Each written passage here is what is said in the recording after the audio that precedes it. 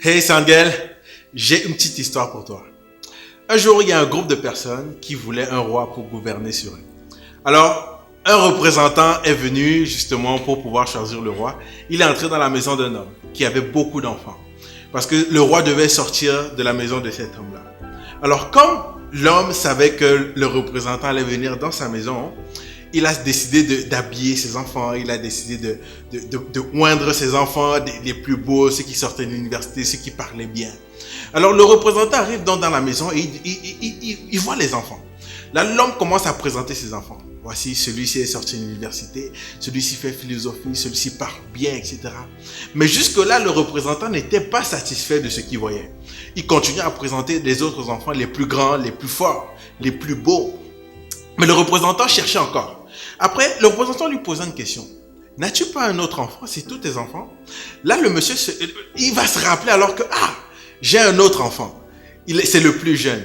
Mais lui, en fait, il n'est pas comme ceci. Il est en train de s'occuper des chèvres. Il s'occupe des moutons. Là, le représentant lui dit, va les chercher.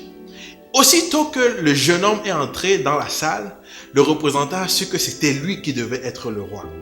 Et bizarrement, contre toute attente, c'était lui qui était choisi pour avoir la royauté. J'aimerais te poser une question. Est-ce que présentement tu es la risée de ta famille? Est-ce que quand il faut faire les réunions familiales, on ne t'appelle même pas? Quand il faut féliciter les gens, toi on ne te félicite même pas. Pourquoi? Parce qu'on ne te voit même pas. Tu es mis à l'écart. Tu es peut-être le dernier, tu es peut-être le premier. Tu es celui qu'on n'appelle jamais. On appelle seulement quand il y a des problèmes. Est-ce que tu es la risée? Tu es le mouton noir de ta famille. Laisse-moi te dire que ce n'est pas ta famille qui détermine ta valeur. Tu es plus que ce que ces gens disent de toi. Tu es plus que ce qu'ils pensent même de toi. Ce n'est pas eux qui déterminent ce que tu peux faire. Même si ta famille te laisse, même si tes amis te laissent, même si ces proches-là te laissent, ne t'inquiète pas. Une chance, ce n'est pas eux qui déterminent ta valeur. Ta valeur est régie par quelque chose de plus grand. Je vais te dire quelque chose. Ne permets jamais à quelqu'un de te manquer de respect sans ta permission. Et ne donne cette permission non plus à personne, même pas à toi. Ne permets à personne de te rabaisser. Que tu sois grand, que tu sois peu importe, ne permets à personne de te rabaisser. Alors j'aimerais te dire, j'aimerais te conseiller à toi. Ta famille peut-être ne t'aime pas, ta famille t'a peut-être laissé tomber. Laisse-moi te dire que tu as de la valeur. Tu n'as pas besoin d'essayer de devenir quelqu'un d'autre. Non, tu es déjà quelqu'un.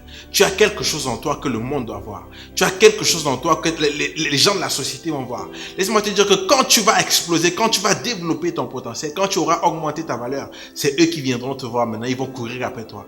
Alors c'était mon conseil aujourd'hui. J'espère que tu m'as bien suivi. Ne laisse pas ta famille déterminer ce que tu dois ou ce que tu ne dois pas faire. Alors merci, c'était juste Angel pour vous motiver encore. Salut.